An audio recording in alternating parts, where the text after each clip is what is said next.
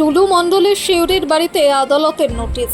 বীরভূমের বহু চর্চিত নাজিমউদ্দিন ওরফে টুলু মণ্ডলের বিরুদ্ধে হুলিয়া জারি করল শিউরি জেলা আদালত। আদালতের নির্দেশ অনুযায়ী গতকাল রাতে মোহাম্মদ বাজার থানার পুলিশের পক্ষ থেকে মাইকিং করে এলাকায় বিষয়টি জানানো হয়। এরপরই শিউরির সুভাষপল্লীতে টুলু মণ্ডলের বাসভবনে আদালতের নোটিশ সাটানো হয়।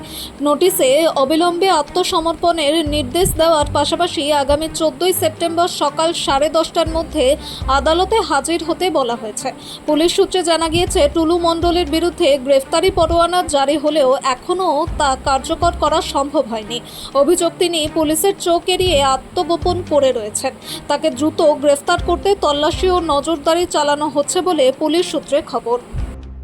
মণ্ডল ওরফে নাজিমউদ্দিন উনি পৃথিবীর যেখানেই থাকুক, পশ্চিমবঙ্গ সরকার এবং পশ্চিমবঙ্গ প্রশাসন উনি মাটি তলাতে থাকলেও মাটি খুঁড়ে ওনাকে বের করবে।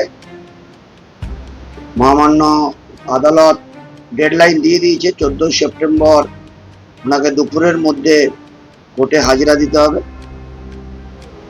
তো সরকার বদ্ধপরিকর এই ধরনের যে সমস্ত লোকজন যারা এতদিন ধরে দুর্নীতিতে ভরা ছিল এবং যারা